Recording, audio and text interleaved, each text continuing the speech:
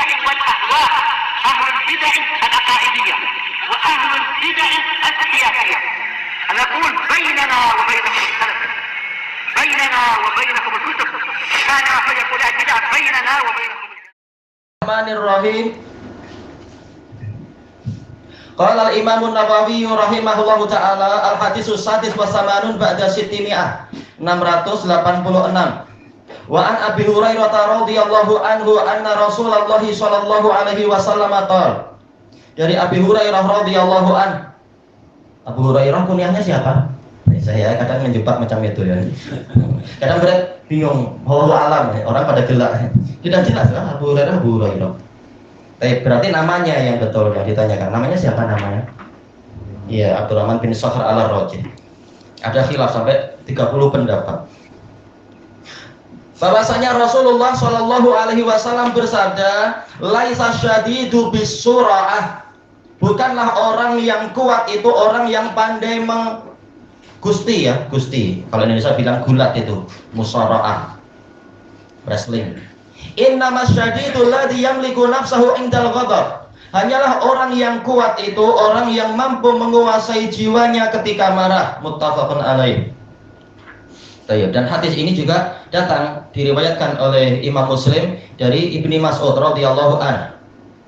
Ma ta'uduna asyadid dan seterusnya itu. Apa pandangan kalian tentang orang yang kuat dan seterusnya.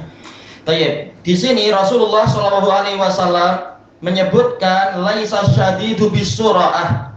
Bukanlah orang yang kuat itu orang yang mampu mengalahkan lawan di dalam pertandingan gusti dan sebagainya. Apakah orang yang menang dalam pertandingan gusti itu bukan orang yang kuat? Jelas dia orang yang kuat.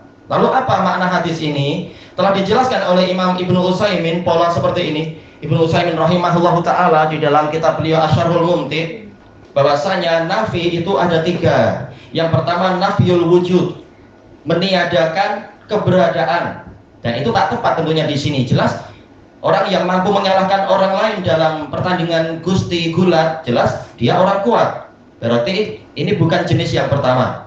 Yang kedua adalah nafyus sihah, yaitu meniadakan kesohihan. Jelas ini tidak dibahas di sini karena ini pembahasannya bukan halal haram atau sah dan tidak sah, sah atau batal amalan. Berarti kemungkinan adalah yang ketiga, yaitu apa? Nafyul kamal, meniadakan kesempurnaan.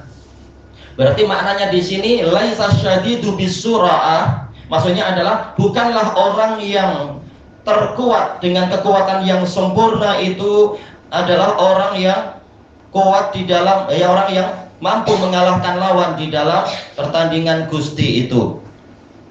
Dan ini pula yang disebutkan oleh Imam Ibnul Qayyim rahimahullahu taala di dalam kitab beliau Madarijus Salikin. Peniadaan seperti ini yang dimaksudkan adalah nafyul kamal, yaitu bukan orang yang kuat yang sempurna.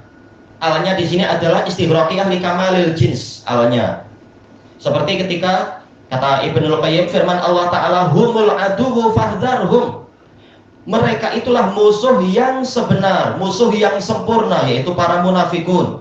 Maka waspadailah mereka. Jelas musuh itu banyak, yaitu apa? Yaitu orang kafir yang dohir, yang jelas, yang menampakkan kekafirannya itu juga musuh. Tetapi munafik karena menyembunyikan kejahatannya, menyembunyikan pengkhianatannya, dia itulah musuh yang sebenar. Alnya istighraqiyah li kamalil jins.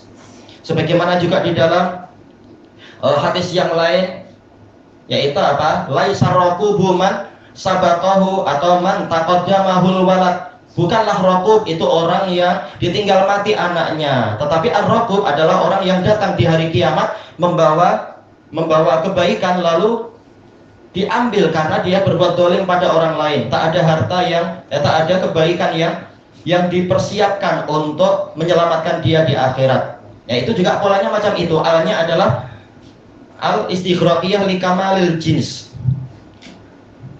Seperti juga sabda Rasulullah kata Ibnul Qayyim ya, di dalam Madarijus Salikin, laisal miskinu man yatakaffafun nas. Bukanlah orang yang miskin itu orang yang meminta-minta pada orang lain. Jelas orang yang minta pada orang lain secara umum hukumnya miskin. Secara umum kita baik sangka walaupun ada di Jeddah itu nenek-nenek yang meninggal dunia selama ini pengemis, meninggal di jalan kalau tak salah waktu itu anak baca. Ternyata ketika diperiksa oleh polis, ini rumahnya di mana, dilihat IC dan sebagainya, ternyata rumahnya mewah, hebat dia. Hasil mengemis berpuluh-puluh tahun, loh, lebih kaya dari para penuntut ilmu. Tapi secara umum orang yang mengemis juga orang miskin.